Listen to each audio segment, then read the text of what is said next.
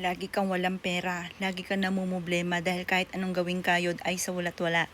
Meron ako ituturo sa inyo isa sa mga sikreto upang sa ganon magtuloy-tuloy ang pasok ng swerte lalo na sa pera. Bukod sa pagiging masipag at matyaga ay mainam na magawa nyo po ito. Gawin nyo po ito na may 100% na paniniwala at pagiging positibo sa buhay. Huwag kang gagawa ng mga pampaswerte o huwag kang bibili ng pampaswerte na ikaw ay may alinlangan. Huwag ka rin bibili ng wala ka sa mood or huwag kang gagawa ng pampaswerte kapag ikaw po ay may toyo. Or kaya po ay parang wala ka sa mood na ayaw mong gumawa, huwag pilitin ng sarili. Dapat masaya ka at nasa mood ka kapag ginawa nyo po ito.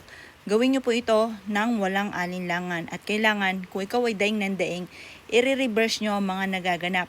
May proseso ang paggawa ng mga pampaswerte at hindi basta-basta ito ginagawa kung gusto nyong matupad kung ano man ang inyong hihilingin. Ngayon mga bossing, kumuha po kayo ng 1 dakot na bigas. Ang bigas na ito pinili kong mabibintog at ito po ay brown rice dahil nga ito ang aming ginagamit, brown rice.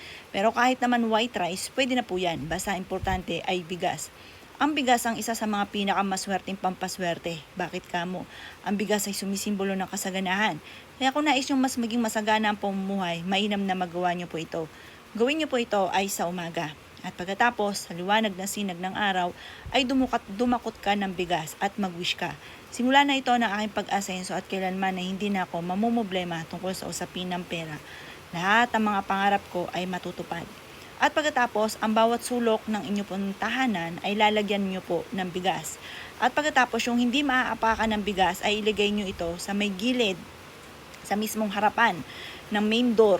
Sa gilid yung hindi naaapakan, yung pinakatabing-tabi ng pinto. Doon nyo siya ibubudbod ang bigas. Hayaan nyo lang ang bigas doon ng 9 days. Sa loob ng 9 days ay may magandang balita ka na matatanggap. May mga blessing ka na matatanggap. May mga inaantabayanan ka at magkakaroon ito ng mga magandang balita ang mga inaantabayanan ninyo. Mas gagaan ang daloy ng swerte, lalo-lalo na pagdating sa usapin ng pera. Subukan niyo po itong gawin at kayo mismo ay magugulat dahil sa dami ng mga blessing na darating po sa inyo. Kung lagi ka nasisimutan ng pera ay maglagay ka rin ng mabibintog na butil ng bigas sa inyo pong wallet. Kung ang inyo pong kaha ay gusto po ninyong araw-araw ka na magkaroon ng malaking benta ay maglagay ka rin ng kapranggot na bigas.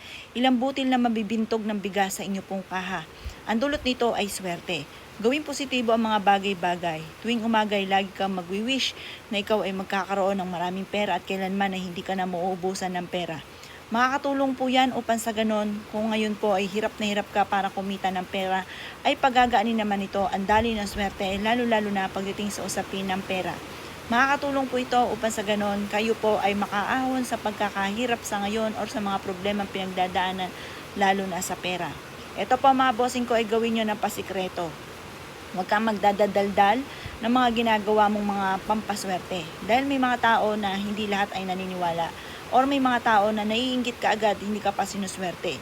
Baka makontra ka agad ang inyo pong swerte at ito po ay hindi na matuloy or matagalan bago makamtan ang inyo pong mga pinapangarap na swerte. Mainam na gawin nyo na po ito sa umaga. Alas 7 ng umaga, basta hindi ka aabot ng alas 12. Dapat po ay magawa nyo po ito sa umaga. Kahit anong araw, basta ang importante ay umaga. At gawing positibo ang mga bagay-bagay.